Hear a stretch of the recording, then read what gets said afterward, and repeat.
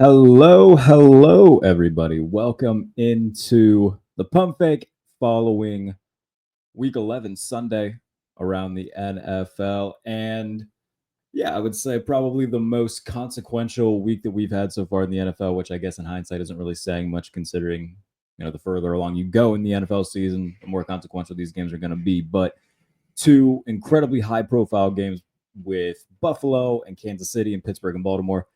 We're going to spend the vast majority of today talking about that as I fly solo today, mostly because I have a lot to say about both of these games. If you followed my content for a long time, you know where my allegiances lie. I'm a Steelers fan, and you know that I'm a Josh Allen guy. And watching Buffalo, Kansas City, I came away from that game saying maybe this could finally be the turning point. Maybe this can finally be the year. This could be the Bills' 2006 Colts year, right? Where Manning had lost the first 6 matchups against Brady. And then 2006 rolls around, AFC title game. They're down 21-3. It looks like this is going to be another year where the Patriots get to the Super Bowl. Manning, the Colts battle back. They go to the Super Bowl. They win it. Maybe this can be that year for Buffalo. Because something that really stood out to me was the aggression. Bills went for it on 4th down multiple times in this game. Now, the first one didn't work out too well. There was a miscommunication between Josh Allen, Dawson Knox, Shamari Connor has an interception on the 4th down play. But the second one, where a little bit over 2 minutes left in the game, Bills are up 2. They can kick a field goal and go up 5, but give the ball back to Patrick Mahomes with more than enough time to score a touchdown. And instead, Sean McDermott keeps the offense on the field, puts the ball in Josh Allen's hands, and then Josh Allen does what Josh Allen does and runs for a 26-yard touchdown where he's got defenders bouncing all over him, rolling into the end zone, and what Jim Nantz called the play of the year in the NFL season. And afterwards, McDermott was asked about this, to which he said, "We've seen it too many times where Andy and Patrick have come back. We didn't want to give them a chance to do that." And for all the criticism that McDermott has gotten over the past few years, from myself very much included in that group that's been critical of McDermott and his in-game decisions and his game management as a head coach, this could be the switch that needed to be flipped from a defensive-minded coach who plays things safe. He didn't play things safe here. And, he said, if it didn't work out, I would have stood by it because we were going to go out believing in our guy to get the job done. And obviously Josh did that in the most Josh Allen of ways. And the Bills win 30-21. And now Josh Allen, the only quarterback to have beaten Patrick Mahomes by multiple scores on 2 occasions. And so when we see Sean McDermott being this aggressive, but again, a guy who ahead of this season wasn't traditionally aggressive. And even when he was aggressive, in the ways that he was, left people scratching their heads a lot. Like last year in the playoffs, running a fake punt to Damar Hamlin. Respectfully speaking, man, like if you're going to go for it on 4th down, keep Josh Allen on the field and go for it on 4th down. Don't put the ball in Damar Hamlin's hands in that situation. And so seeing this level of aggression, the Bills have gone for it now 14 times on 4th down this season. And they've had the highest success rate in doing so.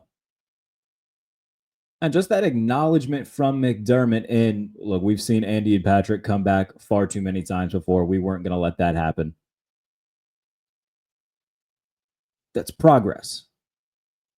And not to mention the fact, man, that the Bills won without Matt Milano. They won without Keon Coleman, without Dalton Kincaid. Guys who they will hopefully get back soon. Matt Milano practicing again. Kincaid dealing with a knee. Coleman dealing with a wrist. We'll see how long he's out. It appears that after the bye week, Kincaid should be good. Again, we'll see how long it takes for Keon Coleman to get back. But for right now, the Bills did this. And look, the Chiefs had injuries on their side of the field too. Isaiah Pacheco didn't play. Amanda Hugh, I believe, was also out. So they had their own string of injuries that they needed to worry about. But regardless, Buffalo doing this, putting up 30 points. By the way, the first time that the Chiefs gave up 28 points in 31 games, that's insane. And the Bills put up 30 in this game. I think a lot of this, you look at Buffalo's team and what they've lost going into this year. So many people. I was like, yeah, rebuilding year for the Bills. Yeah, Dolphins or Jets to be the team to really watch for in the AFC East this year. And now the Bills are 9-2 for the first time since 1992. And if they win their next game, they'll be 10-2 for the first time since 1991. They are having one of the most successful seasons in franchise history in a year where so many people wrote them off. Not many people outside of the 716 area code believed in what the Bills could do this year because Stephon Diggs was no longer there, because they had to completely rebuild the wide receiving core. Khalil Shakir was the only receiver on the roster that was there last year. So they've done a lot of revamping, retooling on that side of the ball, and so many people were out on them.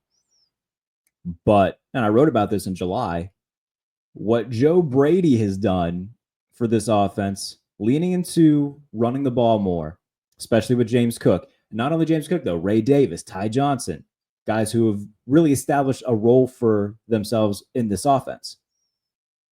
Finding roles for guys like Mac Hollins. Curtis Samuel has had the two best games as a Bill over the past 2 weeks. Got his first touchdown on Sunday against Kansas City.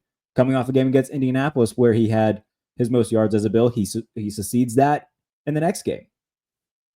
Mac Hollins had a career-high 86 receiving yards against the Colts and is finding a role for himself. Dawson Knox stepped up when Dalton Kincaid was injured. Khalil Shakir looks like a legitimate number one receiver and is one of the toughest receivers in the league after the catch. And by the way, Amari Cooper, he only had 2 catches, but they were both big gains and set up 2 touchdowns apiece. So they are finding roles for all of these guys who weren't here a year ago outside Shakir, and they're making this thing work. And not only that, defensively, Terrell Bernard deserves a standing ovation. Roswell Douglas, Christian Benford all played really well. We saw Von Miller get active with a sack. AJ Epinesa had a few nice plays, pass deflections, getting pressure. Greg Rousseau as well. Like the Buffalo Bills, man, I know that so many fans are going to be like, okay, we'll do it in January. And I'm totally on board with you there. Because this is now the 4th consecutive time the Bills have beaten the Chiefs in the regular season. But they're 0-3 against Kansas City in the postseason. We know that. And that's going to be the narrative for the next 2 months until we see these two teams almost inevitably meet up again.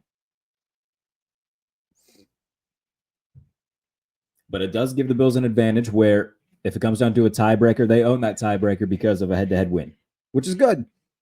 Their hopes for the number 1 seed are still alive. They're going to need a little bit of help. They need the Chiefs to lose at least one more game. And they need to take care of their business. But man, if you're a Bills fan today, you got to feel good. Not just because they won the game, but how they won the game. Being aggressive, trusting in their quarterback, who, by the way, I know a lot of people, they hear me talk and they see what I write and everything like that. They just kind of roll their eyes at all the Josh Allen stuff, but he's the MVP. You can keep your Lamar Jacksons. You can keep your whatever running back you want to give the MVP who definitely are not going to win it. You can take Jared Goff and put him respectfully to Jared Goff, put him on the back burner simply because of what we've already talked about. Almost nobody expected this from the Bills. And yet here they are with one of the best starts in franchise history through 11 games. Josh Allen's protecting the ball. and he's put them in position to potentially be the number 1 seed. He doesn't have an all-pro running back behind him. He doesn't have, Derrick Henry running for 1 billion yards and 1 billion touchdowns per game. So if you want to make the Jared Goff argument, he's got 2 of the best running backs in the league behind him. The best offensive line in football, Amon-Ra St. Brown, Jameson Williams who's come alive, Sam Laporta, and a really good defense. Not to take away from the Bills' defense, but right now, statistically, they're very much a middle-of-the-pack unit. And I'm not going to sit here and say Allen's doing it himself, but if you take Josh Allen off the Buffalo Bills, this is what? A 3-win team? A 4-win team, maybe? Hell, the Ravens showed that if you take Lamar Jackson off the Ravens, you can almost beat Cincinnati in Cincinnati in the playoffs. Josh Allen is the MVP of the league. Argue with a wall. Because what he's done this year after an offseason that saw so much change on both sides of the ball, where a lot of veteran leaders that were there since 2017, 2018 are no longer there. And the fact that he is doing what he is doing right now, you can't tell me he's not the most valuable player in the NFL.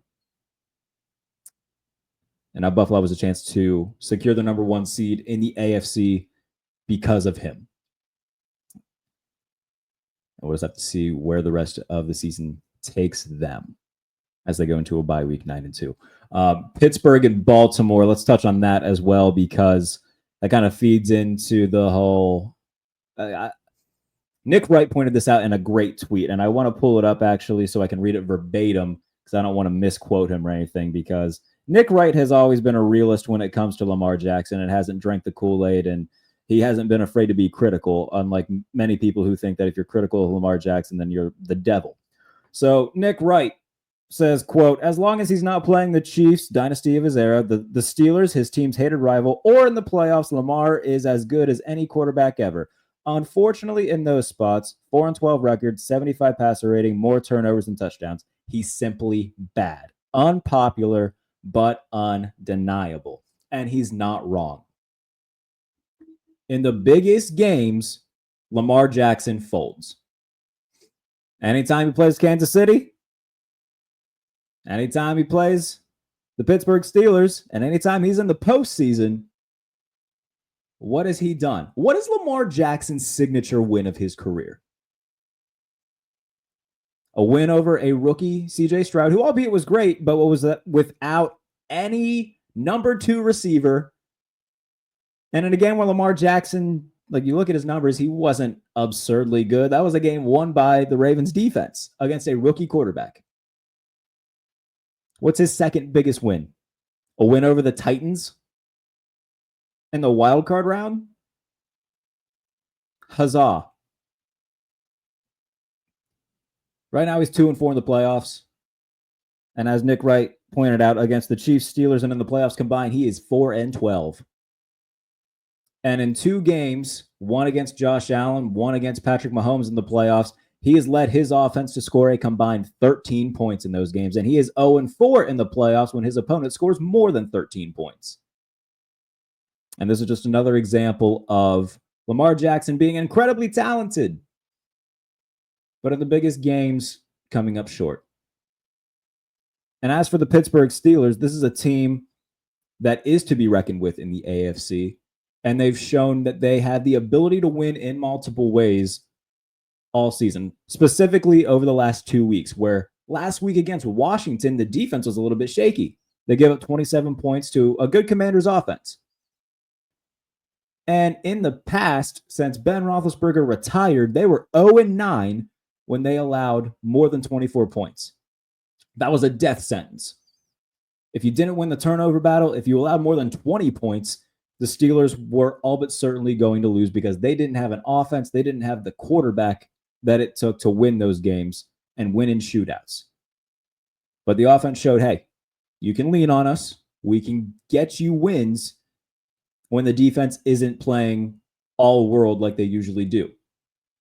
Russell Wilson threw 3 touchdowns. They had 4 touchdowns as an offense. And it was the first time in over 60 games that they won a game without Chris Boswell kicking a field goal.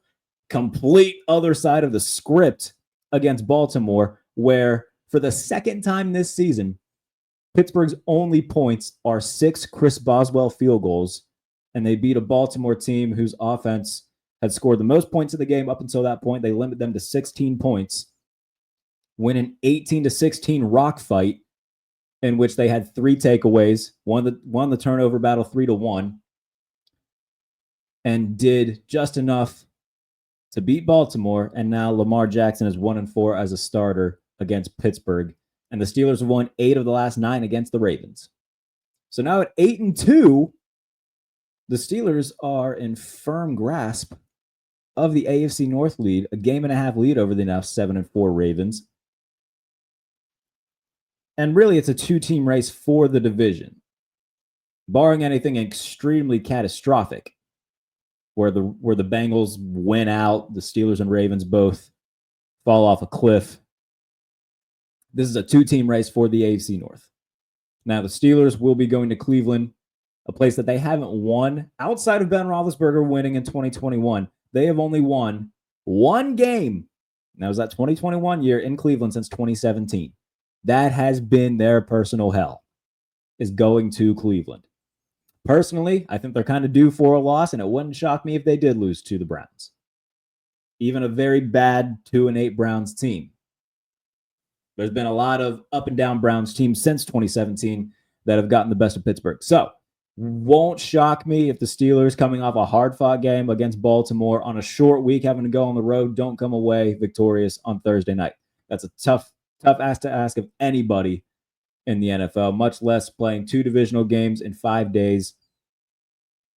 That's a hard ask of anybody to win both of those. But regardless of that, the Steelers have shown that they are to be reckoned with in the AFC. And with 2 incredibly impressive wins over 2 of the top 5 offenses in the NFL in consecutive weeks, winning them in completely different fashion, where the first one is a shootout and your offense proves, hey, we can do this. We can win games by scoring points. And then the very next week, playing a divisional opponent who's put up points on everybody that they've played. The defense says, hey, remember, we're still the best defense in football, and you can win by relying on us too.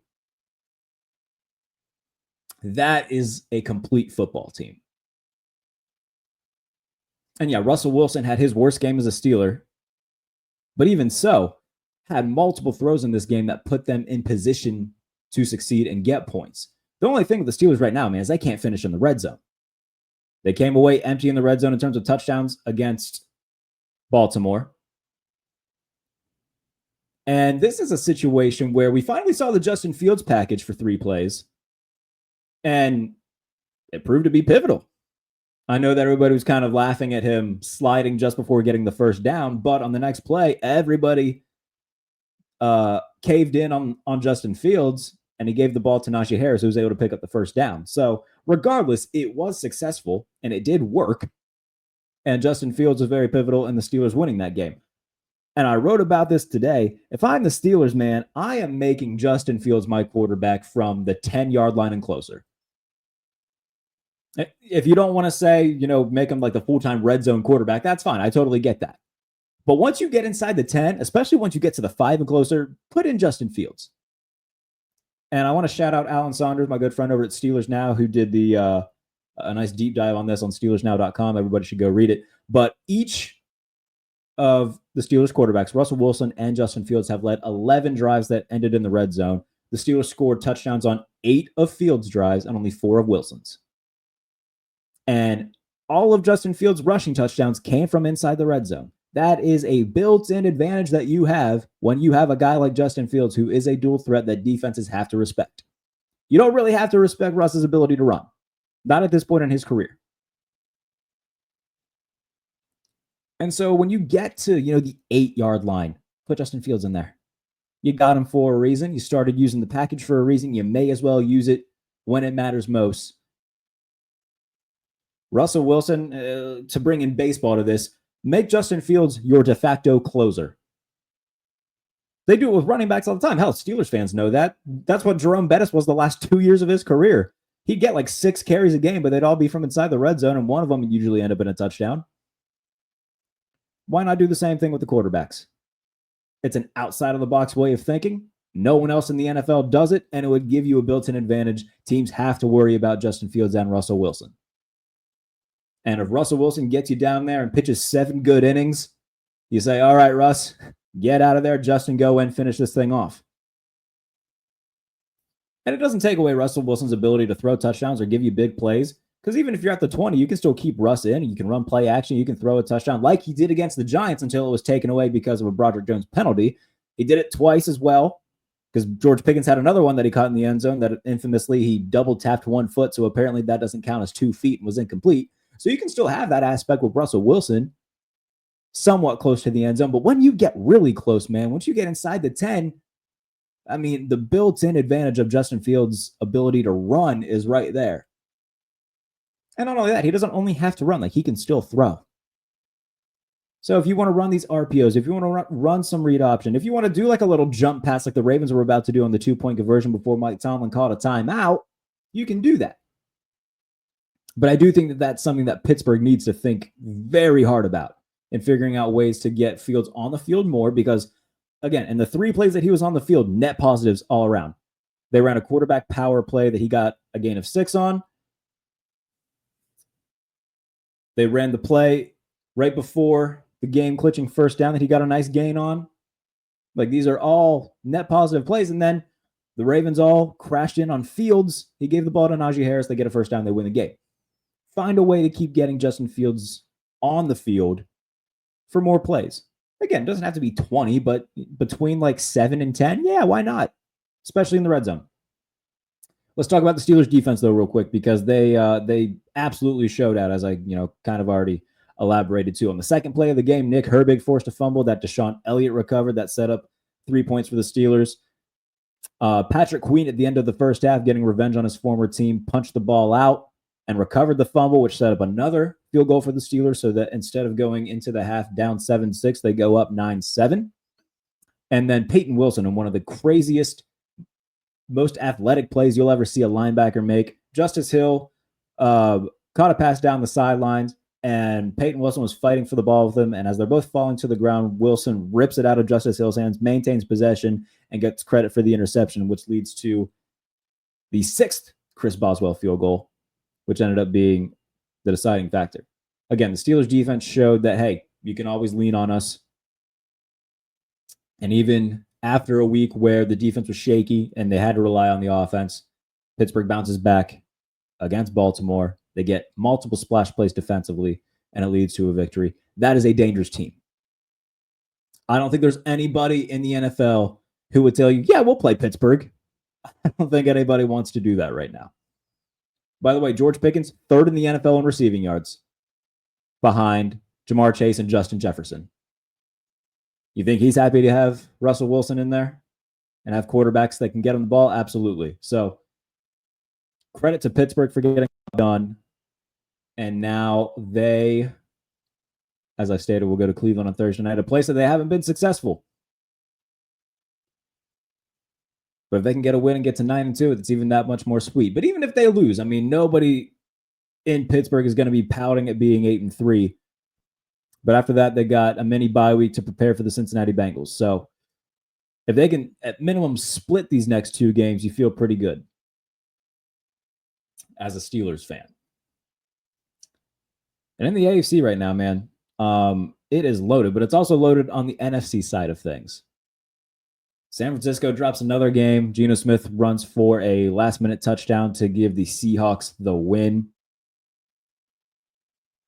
And now all of a sudden, the NFC West, we've just got a giant cluster of teams, all of which could win the division. And if you remember, just ahead of the season when we had Greg Rosenthal from NFL Daily on, shout out to Greg, one of his predictions was that the Seahawks would win the division and that the 49ers would fall off a bit. And a lot of that had to do with attrition. Eventually, injuries were going to become a factor. The 49ers have been pretty healthy over the past few years, and that's caught up with them, and injuries have been a factor in this season for them. And so shout out to Greg for hitting that one out of the park. And so real quick, I ran through the rest of the NFL season on the ESPN playoff machine, just picking every game remaining in the season. And as it turns out, I have 3 teams in the NFC West finishing 10-7, and 2 of them missing the playoffs.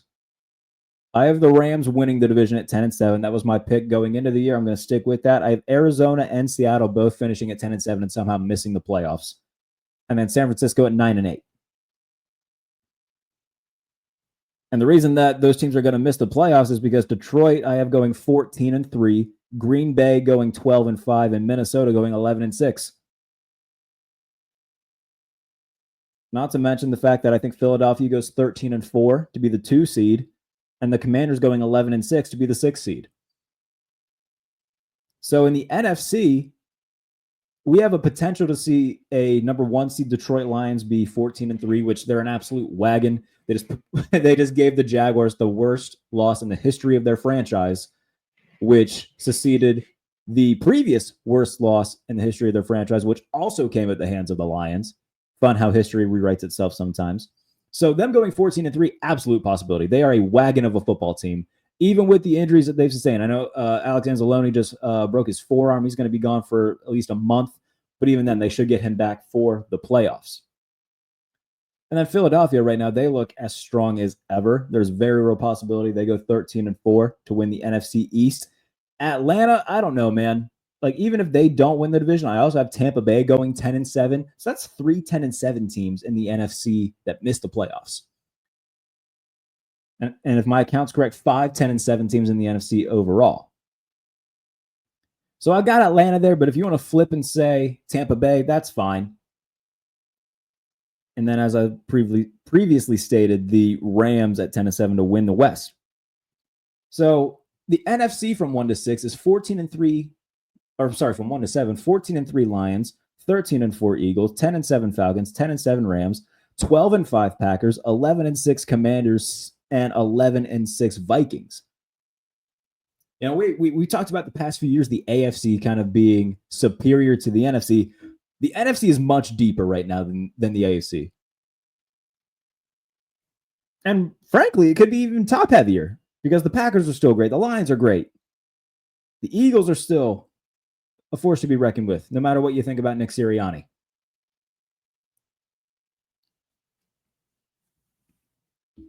So don't sleep on the NFC. And then in the AFC, I still have Kansas City being the number 1 seed. I think they lose maybe one more game the rest of the year and go 15-2. The Bills have a brutal stretch in the middle of the back half of the year where they play the 49ers, the Rams, and the Lions. I don't think they're going to win all of those games. So I have them going 14-3. 13-4 might even be a realistic prediction for them. Even so, if they go 13-4, they're the 2 seed in the AFC. Followed by Houston at 12-5, Pittsburgh at 12-5, and then the wild card seeds the Los Angeles Chargers at 12-5 as well. The Ravens at 10-7, and I still just can't seem to quit the Bengals. I have them going 9-8 and stealing that last wild card spot. I believe it's in week 16. The Bengals go to Denver. That game was going to be for a playoff spot. Whoever loses that will miss the playoffs. I know everybody's high on Denver right now. Their defense is awesome. John Gruden called them the anonymous crush. I think that's a great nickname. But I can't seem to quit the Cincinnati Bengals. I know they're 4-7 right now. The remaining back half of their schedule is full of winnable games.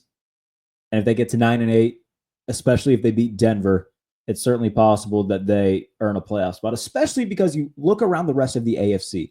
Who are they competing with? They're competing with the Broncos. They're competing with the Colts, who I don't foresee having a winning record. And that's about it. The Titans are 2-8. The Jaguars are 2-9. The Raiders are 2-8. The Jets are 3-8. The Patriots are 3-8. The Dolphins are 4-6. And I don't see Miami being much of a threat to really come back because they have a few games in the back half of their schedule as well that I think that they'll drop. So really, it's going to come down to the Bengals and the Broncos for the 7 seed. I think the top 6 seeds are all but decided. Depends on what order you want to put them in. But the Chiefs are winning the West. The Texans are winning the South. The Bills are winning the East. Those three locked in for top 3 seeds in the NFL, or at least 3 of the top 4. And if you want to argue that Baltimore will beat Pittsburgh in the AFC North, whatever, I'm not going to argue with you too much there. I think that the Steelers will hold on to win it. But I think that the top 6 playoff teams are all but locked in. And I think it's an 8-team race right now in the AFC. Whereas in the NFC, you could still make the argument for 12 teams, 11 teams to get in.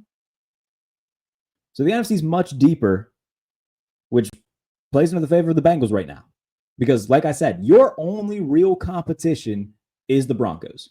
And you got to hope that Denver keeps losing.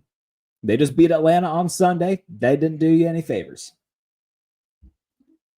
So if you're the Bengals, let's pull up the Broncos schedule real quick just to kind of see where their layout will take us.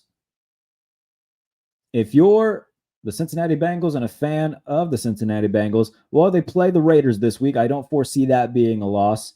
And then they play Cleveland at home. They host the Colts after that. They travel to the Chargers. And then week 17, travel to Cincinnati to play the Bengals. Followed by hosting the Chiefs, who you really need to root for the Chiefs to lose as well, because if they have the 1 seed wrapped up going into week 18, Mahomes isn't going to play. That's going to be a Carson Wentz game. But if you're the Bengals, you also have to take care of your own business. And if you look at the Bengals schedule, like I said, winnable games. They're going into their bye week right now. Then they'll host the Steelers, which in a divisional matchup when Joe Burrow's been healthy, a game that they've been able to win. Then they'll play Cooper Rush and the Cowboys in Dallas. And then Will Levis and the Titans in Tennessee. Then they'll host Cleveland. Then that game against Denver at home. And then they close out with Pittsburgh. Realistically, you have 1 game to lose. Is it possible that they run the table? Yes, of course. And I think that 1 game that they'll lose, I think they'll split with Pittsburgh. But can they go 5-1 down the stretch? Sure. When you got Joe Burrow and Jamar Chase, you can do just about anything. Will they? Time will tell, because that defense, I mean, we talked about it all year. It's not good. Plus, DJ Turner was just lost last night with a clavicle injury. It looks like that could be a long-term thing.